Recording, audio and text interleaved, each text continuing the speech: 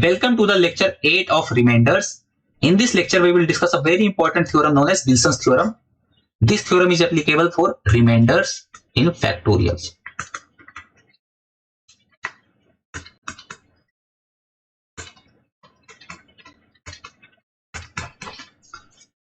Right? Now, we will not only discuss Wilson's theorem, we will also discuss the reverse part of it. Right?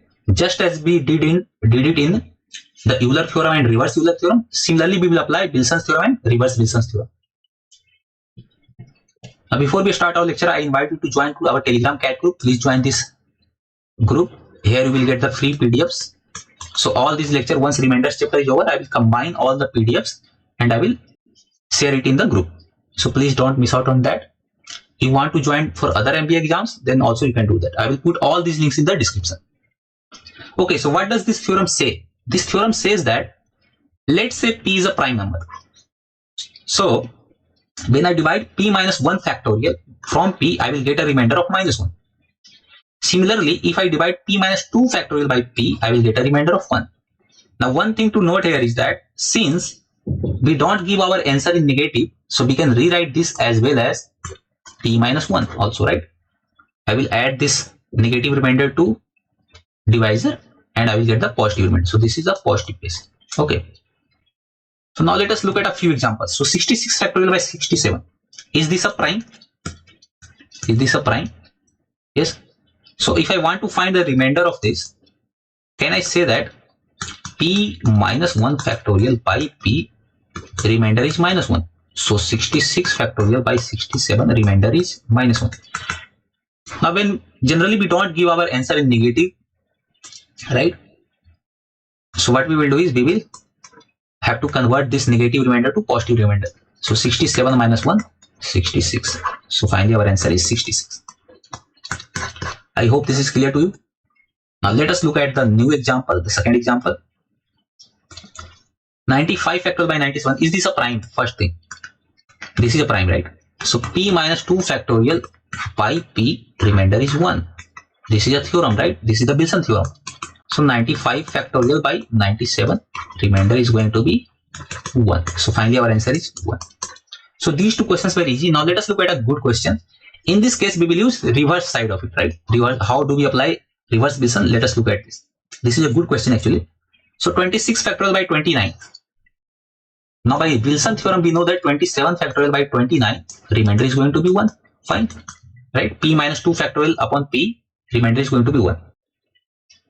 But I want 26 factorial. Now we know that n factorial is nothing but n into n minus 1 factorial. I'm sure you are aware of this, right? For example, 5 factorial will be 5 into 4 factorial. So this is very easy to see, right? So can I write 27 factorial as 27 into 26 factorial by 29? Remainder is 1. I hope this is clear to you. Now, the thing that we should consider here is that we want this part. It means that this part is extra. Now, this 27 is a big number and it is closer to divisor.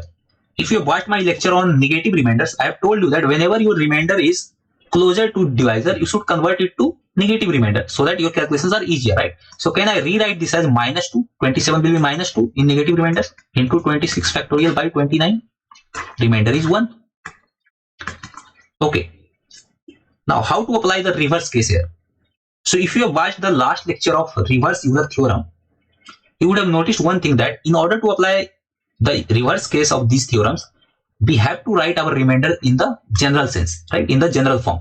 So how can we write general form of remainder? We can write divisor multiplied by multiplier k plus remainder. So 29k plus 1.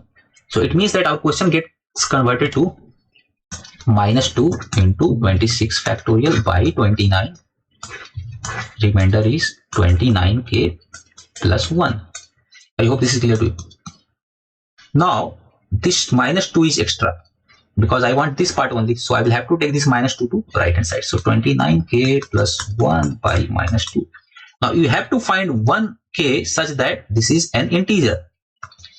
So for what k you are going to get an integral value? So k equal to, let's say, 1, right? So 29 plus 1, 30 by 2.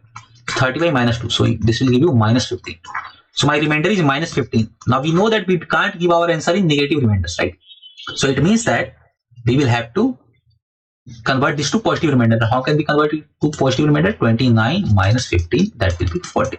So finally our answer is 14. So 14 is the answer. Okay. Okay, let us look at this question. So we have 2023 factorial, the year that which we are currently in. When we divide this by 1003, what will be the remainder? What is the remainder? Now in order to solve this, I will have to know this 1003. What is this number? Is this a prime? No, right? Actually, you should know these special numbers. 1003 is nothing but 7 into 59. Right? This is a multiple of 7. Okay, this is a multiple of 17. Sorry, 17 into 59. So tell me one thing: 2023 factorial by 17 into 59. What will be my remainder? Now, this is easy to look actually. See, 2023 factorial. When I open this, I will rewrite this at 2023, 2022, and so on till 1. Now, obviously, this 17 and 59 will be also present in this product. So it means that this will be cancelled out, both of these. It means that the remainder will have to be 0 because this thing is completely dividing the 2023 factorial. So our correct answer is 0. I hope this is clear to you. Let us look at one more question. 501 factorial by 1001. Again a special number. This number is a multiple of 13. You should know this, right? So 13 into 77 is 1001. Again 501 factorial, same concept as the last question. Both of these numbers will obviously be present in 501 factorial, right? Because you will write this as 501 into 500 and so on till 1. Obviously 13 will be present here, 77 will be present here. It means that this divisor is completely dividing 501 factorial. It means that remainder will be 0. So remainder will be 0. I hope this is clear to you. So both these questions were good actually. They may seem easy, but if you don't know the prime factorization of this 1003 and 1001, this may seem slightly difficult for you at first instance, right? So you should know such a special numbers actually. That 1001 is a multiple of 13, then other number you can simply find by dividing this number by 30. Similarly, 1003 is a multiple of 17. Other number 59 you can find by dividing this number by 17, right? Okay, fine. Now there is another result in this. Now you can derive this result actually. This result is p minus 3 factorial by p. What is the remainder? So we know that p minus 1 factorial gives us a remainder of minus 1. We know that p minus 2 factorial gives us a remainder of plus 1. So now what will be the remainder when p minus 3 factorial is divided by p? Okay. So we know that p minus 2 factorial divided by p gives us a remainder of 1. Fine. Now p minus 2 factorial can be written as p minus 2 into p minus 3 factorial by p. Now can I rewrite this as a general form of p into k plus 1? Right. Now since I want this part only, I can send this to right hand side. Right. But what I will do is, I will not send this p minus 2 directly. Why? Because this is a large number. So I will first convert this to negative remainder. This is positive remainder, right? So what will be my negative remainder? So p minus 2 minus sign, right? So from here I will get minus of 2. So minus 2 is the negative remainder. Okay. So can we rewrite this as p minus 3 factorial upon p remainder will be equal to pk plus 1 by minus 2. Now again same thing. For what k I am going to get an integral value here, right? So let's say k is equal to 1. So I will get p plus 1 by 2, and let's say this is minus p plus 1 by 2. Okay. Minus p plus 1 by 2, and obviously this will be integral. Why? Because all p greater than 2, all of them are odd numbers, right? So odd plus 1, that is going to give me an even number, so that will be completely integral value, right? And obviously I will have to take a prime number which is greater than 2, right? Because I am defining p minus 3. So if I put 2 here, so 2 minus 3, that will be minus 1 factorial. Obviously minus 1 factorial cannot be defined, right? So please note that for this theorem, we will have to take a prime number which is greater than 2. Fine. So it means that minus of p plus 1 by 2 is the remainder. But since we can't give our answer as negative remainder, we will have to convert this to positive remainder. And what will be the positive remainder? P minus p plus 1 by 2. So from here you can convert 2p minus p minus 1 by 2. From here I will get p minus 1 by 2. So finally our answer is p minus 1 by 2. P minus 1 by 2 is our answer, right?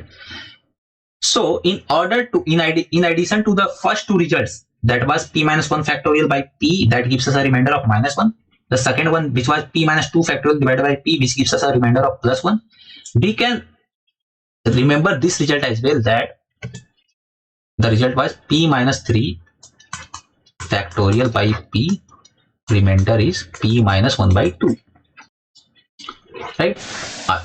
If you remember this, then you can leverage some good things, right?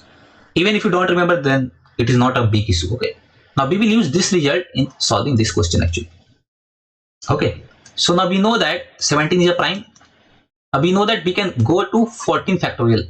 So 14 factorial, 17 minus 3, 14 factorial, remainder is going to be 17 minus 1 by 2, that will be 16 by 2, that will be 8, right?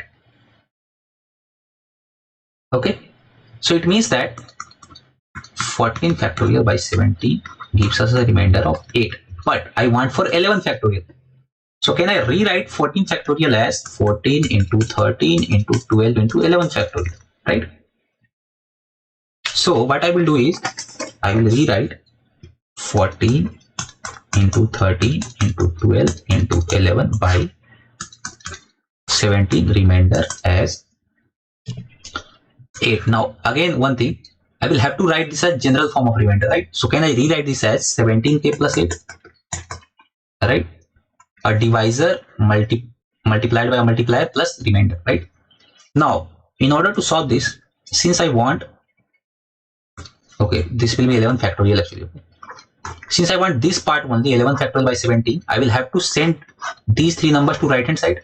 But since all these numbers are larger, I will first try to convert this to negative remainders. So 14 will be minus 3, 13 will be minus 4, 12 will be minus 5, right? So minus 3 into minus 4, 12 into minus 5 into 11 factorial by 17, remainder is 17k plus 8. Now this will be minus 60, and if you convert this to,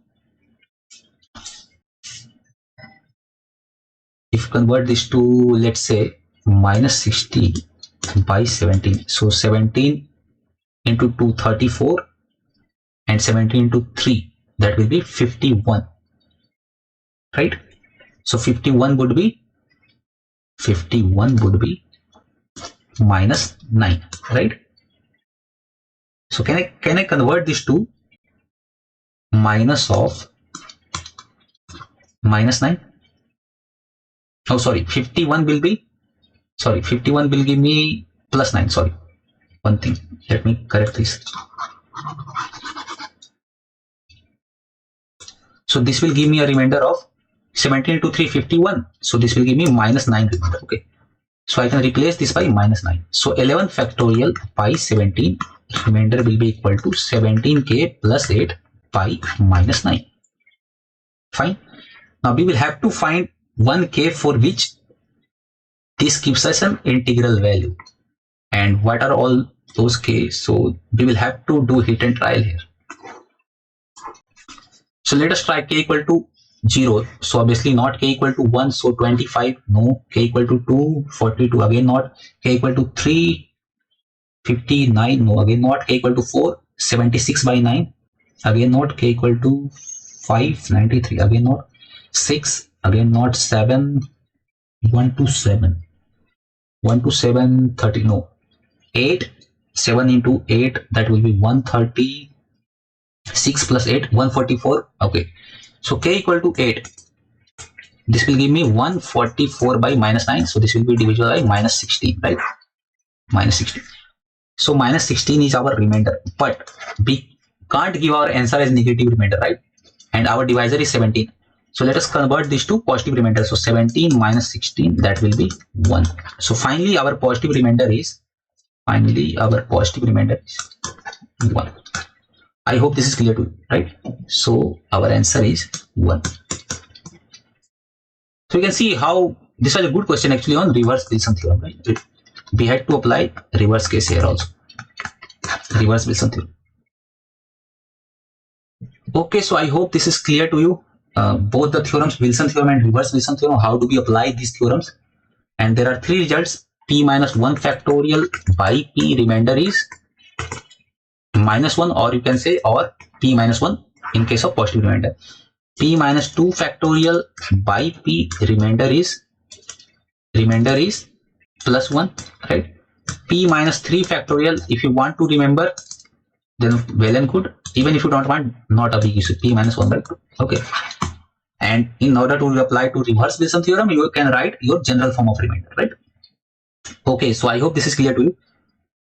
So let us try a few practice questions for you. So 34 factorial by 31 square. Okay, I have not done such a question, but you can convert this to a simple question. What you will do, use cancellation factor. I think I have discussed this in chapter in remainder part 2 or part 3 or part 4. I don't actually remember. You can go and check that out in the playlist or in our channel. So there we cancel out some number, some common numbers from divisor and dividend, right? So first you will cancel out 31 because 31 will be present here also and here also, right? And then you can apply Wilson theorem, right? Then you can apply Wilson theorem. And please don't forget at last to multiply by 31 because you are cancelling that out, right? So that is the whole crux of cancellation factor technique. So please tell me your answer in the comment section. This is a good question actually, okay? This will help you in learn actually 3-4 concepts there. So that's why it is a good practice question for you. Okay, so I again invite you to join our Telegram cat group. So I hope this was a helpful session for you, right? Please support our channel by subscribing, and also if you like our content, please you can recommend it to your friends also who are preparing for CAT or other MBA exams, right? So thank you.